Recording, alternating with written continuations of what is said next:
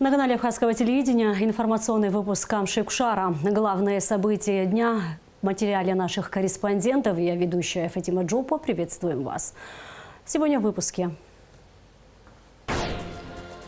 Принят закон о ветеранах Отечественной войны народа Абхазии и боевых действиях на территории Республики Абхазия. С чем связан рост цен на топливо и следует ли автолюбителям опасаться дефицита? В селе Кацикыт Булрыбского района построен и сдан в эксплуатацию новый мост. Старые неплодоносящие насаждения цитрусовых будут списаны с участков агрофирмы «Гагрепш». Президент Аслан Бжаня поздравил президента Венесуэлы Николаса Мадуро с национальным праздником – Днем независимости. Любовь к свободе и готовность поддержать борьбу за нее объединяет наши народы. Боливарианская республика Венесуэла в числе первых признала независимость Абхазии, заложив прочный фундамент братских дружественных отношений, которые поступательно развиваются и укрепляются, говорится в поздравлении. Аслан Бжаня пожелал Николасу Мадуро крепкого здоровья и плодотворной деятельности при выполнении ответственной государственной миссии, а всему народу мира, благополучия и процветания. Парламент принял законы, устанавливающие права и социальные гарантии для ветеранов Отечественной войны народа Абхазии. Депутаты также утвердили отчет об исполнении республиканского бюджета за прошлый год и приняли в окончательном чтении ряд важных законопроектов. Всего было рассмотрено более 20 вопросов. Подробности в репортаже Рады Чичава. В начале заседания депутат Алхаз Барциц предложил внести в повестку принятие закона о международных договорах во втором чтении. Законопроект был внесен. Первым вопросом был рассмотрен проект закона об акцизах. Проект закона предусматривает установление как фиксированных, так и комбинированных налоговых ставок. Также предусматривается дифференциация налоговых ставок. К акцизной продукции относится алкогольная продукция с объемной долей этилового спирта более 0,5%. Табачная продукция, электронные системы доставки никотина, устройства для нагревания табака, жидкости для электронных систем доставки никотина, любая жидкость с содержанием никотина в объеме от 0,1 мг или 5 мл, а также ювелирные изделия из драгоценных камней и металлов. Закон был принят во втором окончательном чтении. Принимаемый закон будет регулировать правоотношения при установлении перечня лиц, являющихся налогоплательщиками налога, определение объектов налогообложения, перечня товаров, подлежащих обложению акцизом, определение налоговой базы, налогового периода и налоговых ставок, порядка исчисления уплаты акцизов, установление порядка обоснованности применения освобождения от налогообложения акцизами при экспорте подакцизных товаров. Далее парламентарии рассмотрели проект законов о ветеранах Отечественной войны народа Абхазии и боевых действий на территории Республики Абхазия и о национально-освободительном движении абхазского народа. Документ разграничивает категории ветеранов, устанавливает их права и социальные гарантии. Учитывая особую значимость этих законопроектов и необходимость их принятия, Комитет по обороне и национальной безопасности привлек к работе представителей Минобороны и ветеранских организаций. Законопроект, законодательный акт о ветеранах Отечественной войны народа Абхазии боевых действий в послевоенное время отсутствовал. Также в нашем законодательстве отсутствует законодательный акт, определяющий статус и регламентирующий права и меры социальной защиты лиц, принимавших участие в национально-освободительном движении нашего народа, устанавливающий государственную политику в данной сфере. Депутат Астамур Герхели отметил, что законы помогут лучше классифицировать категории ветеранов.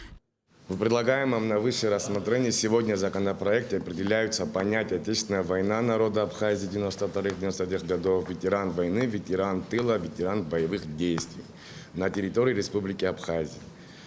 Абхазия, инвалид войны, другие, которые до этого не были законодательно закреплены. Также законопроект устанавливает меры социальной защиты как ветеранов, так и ветеранов тыла. Предлагаем принять законы о ветеранах, которые обеспечат правовые гарантии социальной жизни ветеранов, поможет создать условия для обеспечения им достойной жизни, почет и уважение в абхазском обществе.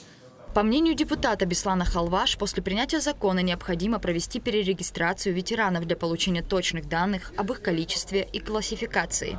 Спикер парламента Лаша Ашуба в свою очередь отметил, что обсуждаемый законопроект в действительности очень важен. Уверен и убежден в том, что он будет нуждаться еще в дополнительной доработке в процессе реализации закона, будет выявлены его, минусы, недоработки и так далее. Я думаю, что это и часть нашей ответственности, ответственности 7-го созыва, предстоящие 3,5 года, мы тоже сможем внести соответствующие изменения и правки. В общем-то, считаю, что принятие закона давно назрело, но этот закон жизненно необходим для наших ветеранов и для всего нашего общества в целом. В итоге депутаты приняли законопроекты о ветеранах Отечественной войны народа Абхазии и боевых действий на территории Республики Абхазия и о национально-освободительном движении абхазского народа во втором окончательном чтении. Закон вступает в силу с 2024 года. Следующим вопросом, выдвинутым на голосование, был закон об исполнении республиканского бюджета за 2022 год. Докладчиком выступил министр финансов, вице-премьер Владимир Делба.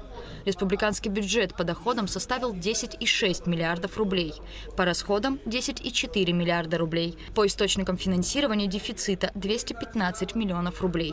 Собственные доходы бюджета впервые достигли 4,9 миллиардов рублей. Бюджет у нас за прошлый год государственно исполнен на уровне 110,2%. В доходную часть по доходам, в доходную часть бюджета поступило средств на 1,2 миллиарда рублей больше, чем это прогнозировалось параметрами. Если соотносить по отношению к предыдущему году, предыдущий, я имею в виду 2021 год, то динамика составила 34%. Общие итоги исполнения государственного бюджета за 2022 год сложились с профицитом 398,5 миллионов рублей.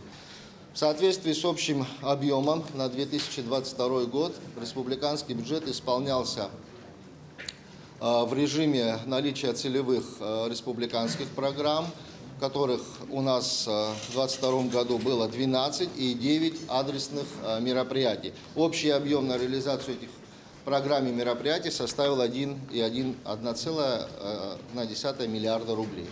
Отчет об исполнении бюджета за 2022 год был принят в первом и втором окончательном чтении. Также единогласно был принят отчет об исполнении бюджета Фонда репатриации за 2022 год. На принятие в первом чтении также был вынесен законопроект о введении в действие части 4 Гражданского кодекса Абхазии.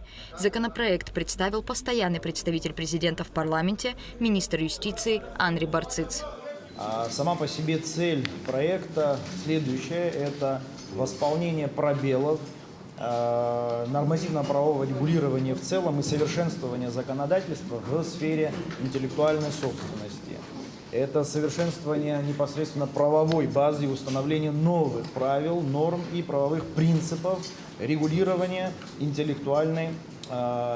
сфере интеллектуальной собственности. В первом чтении был принят и законопроект о внесении изменений в закон об НДС.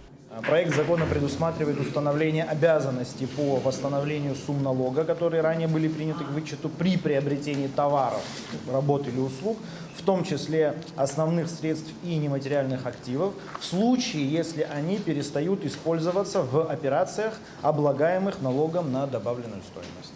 Во втором окончательном чтении парламент принял законопроект об установлении отчислений в местные бюджеты. До конца этого года Ачамчирский и Ткварчалский районы будут получать по 50 рублей с реализованных билетов в Рицинский парк и Новоафонскую пещеру, по 150 рублей в бюджет Гудаутского района, за исключением билетов, реализованных детям от 8 до 12 лет по установленной стоимости. Депутаты внесли изменения в закон о страховых взносах и платежах во внебюджетные социальные фонды Республики Абхазия.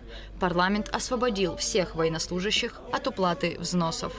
Данный проект закона направлен на установление нормы, освобождающие от уплаты страховых взносов с денежного довольствия военнослужащих Агентства правительственной связи Республики Абхазия, Государственной миграционной службы Республики Абхазия, Министерства по чрезвычайным ситуациям Республики Абхазия. Также депутаты в окончательном чтении внесли изменения в закон о национальной платежной системе с использованием электронных средств платежа. Проект закона закрепляет исключительное право Банка Абхазии как учредителя АПРА на разработку и утверждение правил НПС. Проектом вводится понятие «банковский платежный агент», возможность кредитных организаций привлекать банковских платежных агентов в целях осуществления отдельных банковских операций, а именно осуществления перевода денежных средств по поручению физических лиц без открытия им банковских счетов. Сегодня наша страна подошла к автоматизации деятельности банковских услуг, расширению спектра оказания банковских услуг. Сегодня это веяние и требование времени производить онлайн-переводы банковские. И самое главное, чтобы онлайн-переводы они осуществлялись, и нормы были заложены для того, чтобы качественно оказывать эту услугу. В первом чтении принято постановление об административно-территориальных единицах и названиях населенных пунктов Республики Абхазия и утверждении русской и английской транскрипций их наименований. Целью данного проекта постановления является установление правильного написания на абхазском литературном языке названий географических объектов в Абхазии, по возможности их максимально точная передача на русскую и английскую транскрипцию. Да, это даст возможность, прежде всего, правильного написания географических объектов Абхазии на картах, в учебниках географии, природоведения, истории, в научных, учебных, справочных и других печатных изданиях, СМИ, а также в официальном делопроизводстве и на дорожных указателях.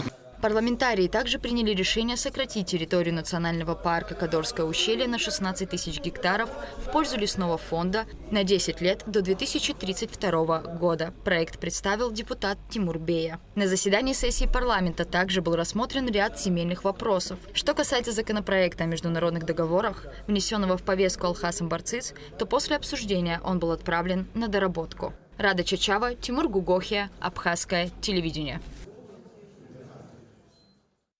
Совет Федерации одобрил федеральный закон о ратификации соглашения между Российской Федерацией и Республикой Абхазия об урегулировании вопросов двойного гражданства. Тему прокомментировал министр иностранных дел Инал Арцинба. Российская сторона завершила процедуру ратификации соглашения об урегулировании вопросов двойного гражданства. Ранее абхазская сторона выполнила все необходимые государственные процедуры в этом контексте. В ближайшее время ожидается указ президента Российской Федерации Владимира Путина, который определит условия упрощенного получения российского гражданства для граждан Республики Абхазия. Мы будем обязательно информировать наших граждан о ходе развития этой работы. Хочу отметить, что соглашение о двойном гражданстве имеет большое значение для развития наших двусторонних отношений. Соглашение о двойном гражданстве – это свобода перемещения. Соглашение о двойном гражданстве – это социальные гарантии, это решение вопросов в сфере здравоохранения, образования, это решение вопросов в сфере безопасности, это признание воинской службы. Поэтому мы придаем особое значение вступлению в силу этого важного соглашения. Эта работа стала возможной благодаря поддержке президента Республики Абхазия Аслана Бжаня, президента Российской Федерации Владимира Путина. Хочу выразить также большую благодарность коллегам из Министерства иностранных дел Российской Федерации. Мы считаем, что это соглашение – это очередное подтверждение наших братских отношений и высокого уровня нашего диалога. Аслан Бжаня подписал указ о награждении редактора газеты «Абазашта» Фардаус Куловой орденом Ахзапша третьей степени. Заслуженный журналист КЧР, член Союза журналистов Абхазии Кулова удостоена высокой награды за заслуги в области журналистики, вклад в сотрудничество между СМИ Абхазии и Карачаево-Черкесии. В Абхазии разгар курортного сезона, а значит, в республике в разы увеличилось количество автомобилей. При этом на автозаправочных станциях страны вновь подорожал бензин. С чем это связано и следует ли автолюбителям опасаться дефицита топлива, узнавала Шазина Ханагуа. 48 рублей за литр 92-го и 58 рублей за литр 95-го. Такие цены указаны на стелах автозаправочной станции «Подорожник», расположенной на повороте к Багмарану. Эти цены здесь установлены с 1 июля. Встретившиеся нам водители рассказали, что обеспокоены сложившейся ситуацией. Конечно, ощутимо.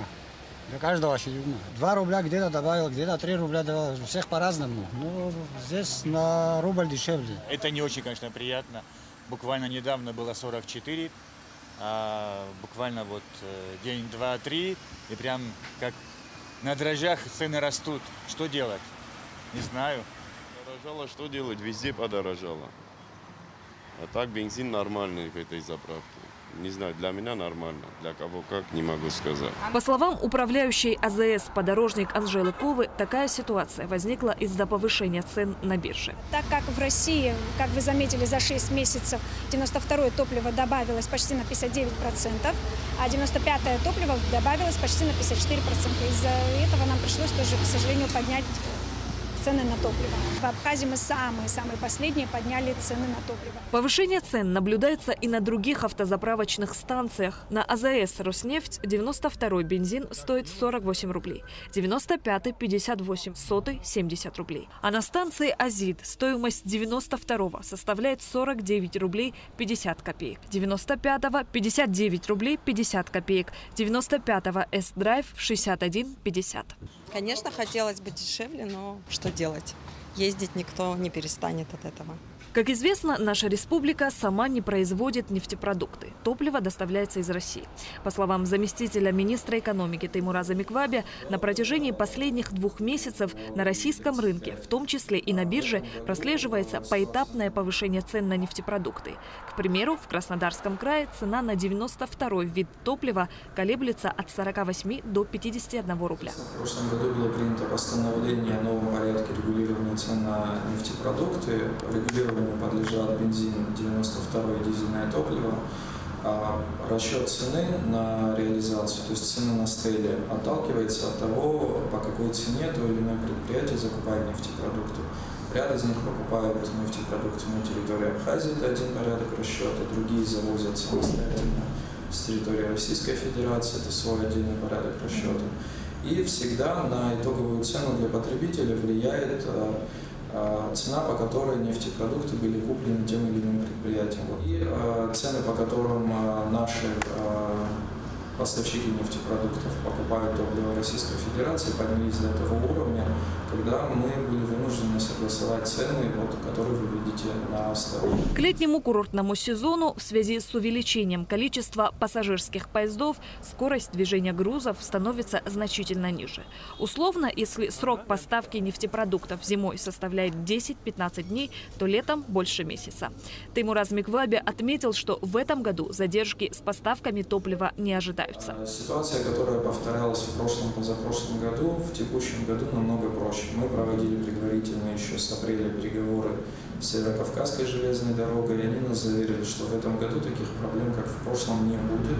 По словам Теймура Замиквабе, на данный момент запас топлива есть. Поэтому в течение ближайшего месяца резких скачков в ценах не ожидается. В случае понижения цен на нефтепродукты в России стоимость бензина на автозаправочных станциях Абхазии также снизится. Шазина Ханагуа, Алексей Бухава, Абхазское телевидение. В Москве прошла рабочая встреча министра внутренних дел Абхазии Роберта Киоты и статс-секретаря, заместителя министра внутренних дел России Игоря Зубова.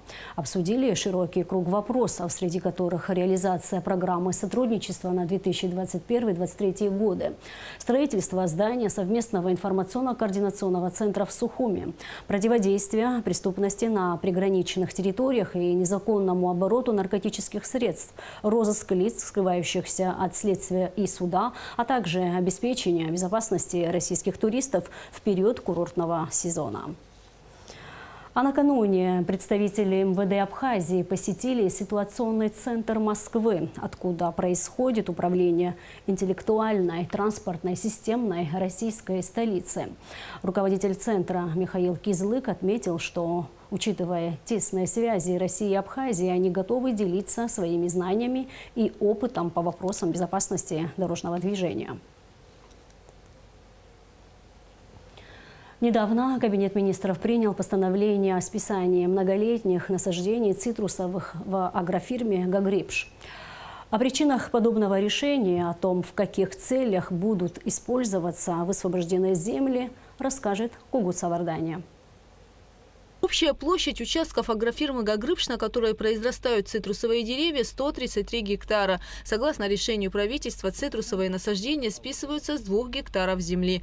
По словам специалистов Минсельхоза и администрации Гагарского района, сделать это необходимо. Высохшие и гнилые ветви деревьев, трава практически с человеческий рост, колючки, окутавшие растения. Так сейчас выглядит один из участков с цитрусами, подлежащий списанию. Да и самих цитрусовых здесь почти нет, а те, что есть, не плодоносят, ведь им более 60 лет. Дело в том, что на этом участке много лет нет арендатора, а значит, не было и должного ухода. Ситуация осложнена и тем, что рядом находится кладбище. На 133 гектара более 77 арендаторов. На этом участке арендаторов нету. Другие участки, конечно, они в хорошем состоянии. Агроправила выдерживает арендаторы, дирекция совхоза, бригадиры следят за соблюдением агроправил. Но на этом участке вот такая картина сложилась. Может, потому что даже вот что кладбище расширяется, увеличивается. Мы вот год назад смотрели, вот очень много могил не было. Вот за этот год насколько добавилось могил. Не брали в аренду участок не только потому, что рядом находится кладбище. Другая причина – сложный рельеф. Техники сюда практически не подобраться. Техника, если будет заезжать, откуда она должна заехать? Вот мы по дороге как заезжали, только лишь так, больше другого нету. Сверху нету этой возможности. Там приусадебные участки люди живут. Поэтому только вот по вот этой дороге. Должна техника. Да.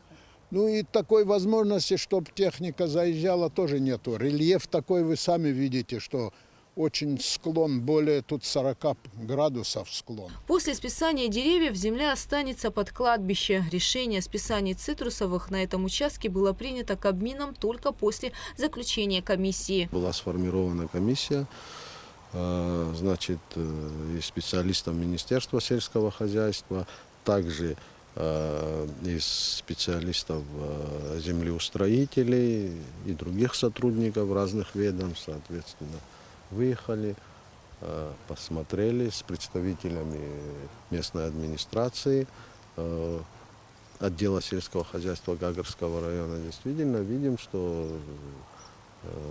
данные насаждения, мы и заранее по документации посмотрели год посадки, и уже ехали сюда с готовым материалом. Когда приехали, в действительности видим, что на самом деле эти насаждения, они биологически устарели на этой территории. То есть мы это все заактировали, зафиксировали. Это наша основная задача. И, соответственно, весь материал представили уже дальше, и он уже в дальнейшем был представлен на заседание Кабинета министров. Ну, естественно, если насаждения, вот посмотрите, в каком они виде, если их нету, естественно, их необходимо списать. Мы же не можем на балансе оставлять вот деревья, которых по сути нет. Аналогичное решение после заключения комиссии Кабмин принял и по второму участку. Здесь 80% цитрусовых находятся в критическом состоянии. Выживших деревьев немного, а те, что есть, болеют и практически не плодоносят.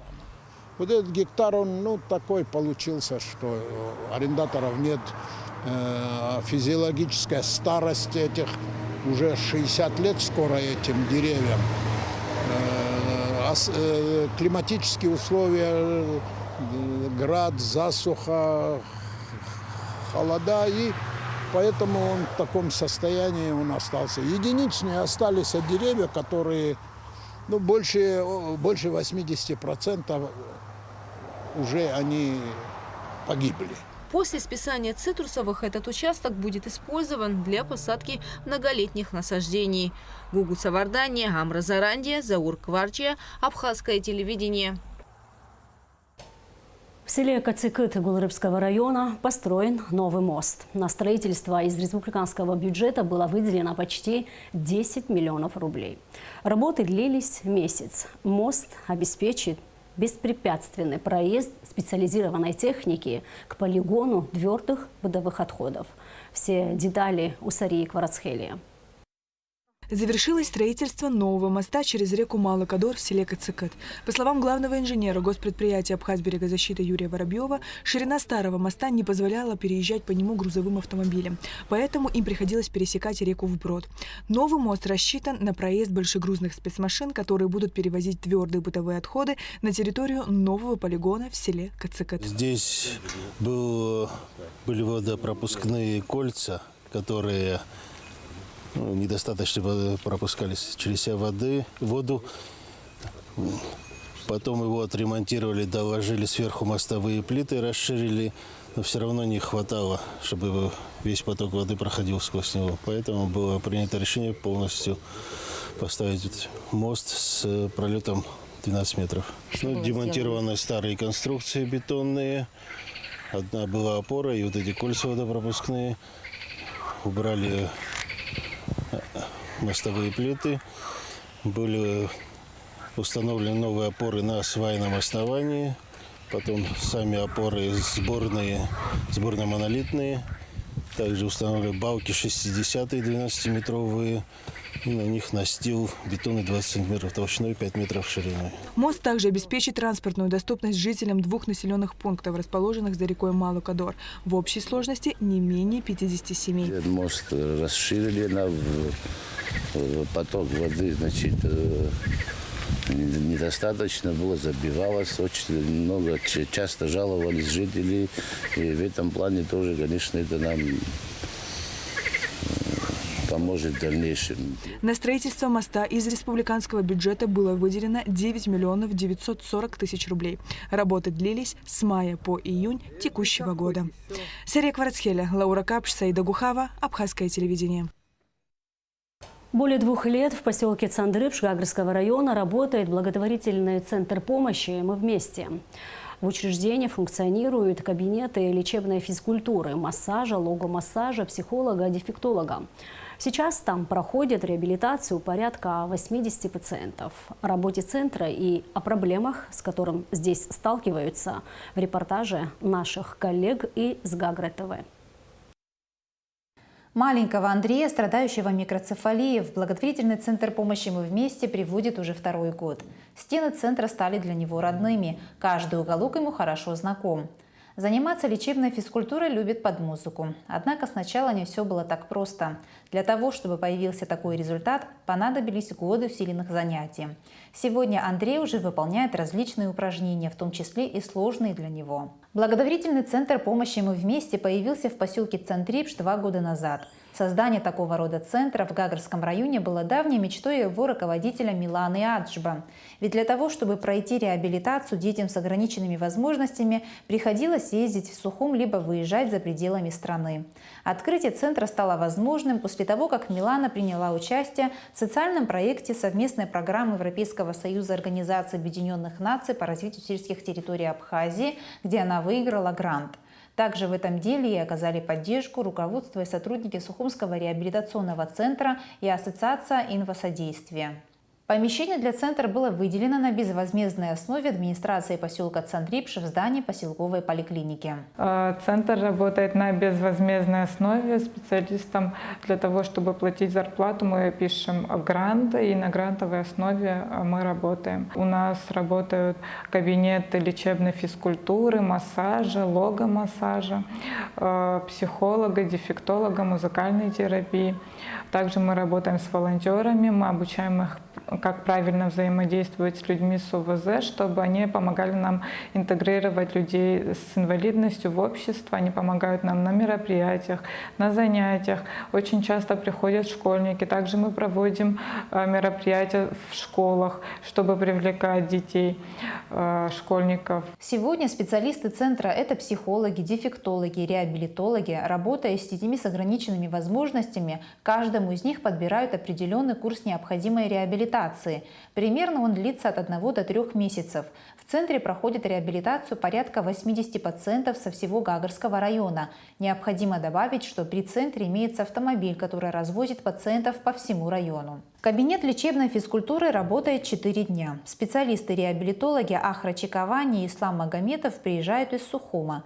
Результаты их упорной работы над пациентами становятся очевидны, но для этого нужны месяцы, а порой и годы. Заболевания, диагнозы разные.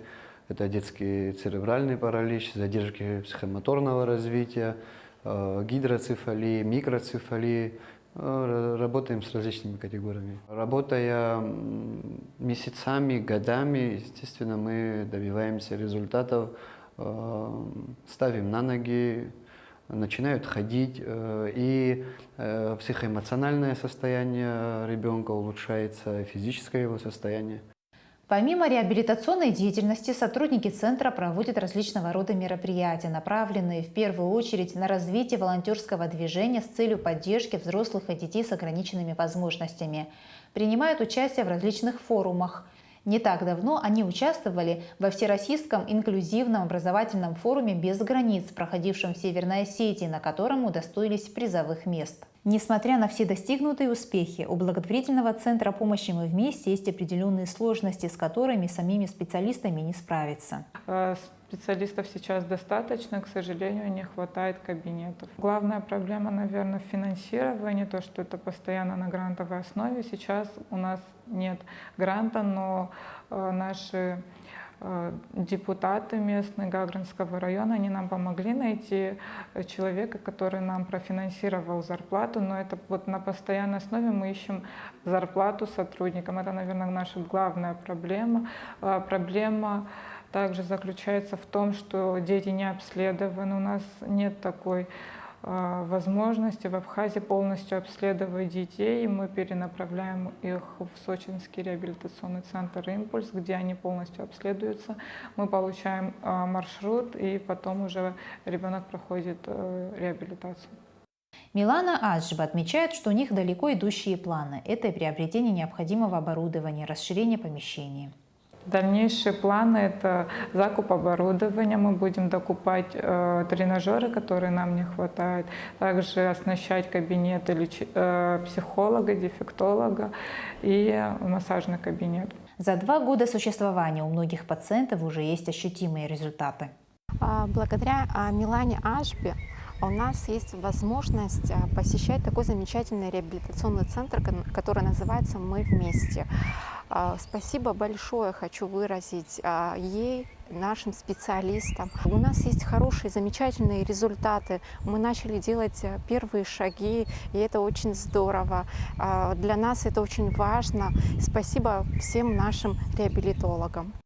Руководитель центра Милана Аджба сама страдает ДЦП. Несмотря на это, она своим оптимизмом и упорством доказывает всем, что люди с ограниченными возможностями могут быть полноценными членами общества и приносить пользу. Глядя на нее, родители особенных детей, не опуская руки, шаг за шагом преодолевают трудности вместе со своими детьми. 14 июля в 20 часов в Абхазской государственной филармонии состоится концерт одного из самых известных и успешных джазовых музыкантов России – пианиста, виртуоза, композитора, аранжировщика, бенд-лидера Сергея Жилина и его коллектив «Фонограф Джаз-бенд». Зрителей ждут в парке у филармонии в 19 часов. Для поклонников джаза будет организован фуршет, а также выступит группа «Акапелла Экспресс», солисты которой умеют имитировать звуки музыкальных инструментов. Организаторы концерта – Аквафон, фирма «Эвалак», Ассоциация виноделов и виноградарей Абхазии. Билеты можно приобрести в кассе филармонии. А сейчас о погоде. По сообщению гидрометцентра, 6 июля на территории Абхазии ожидается небольшая облачность, без осадков. Температура воздуха ночью плюс 17-22, днем плюс 26-31, температура морской воды плюс 24.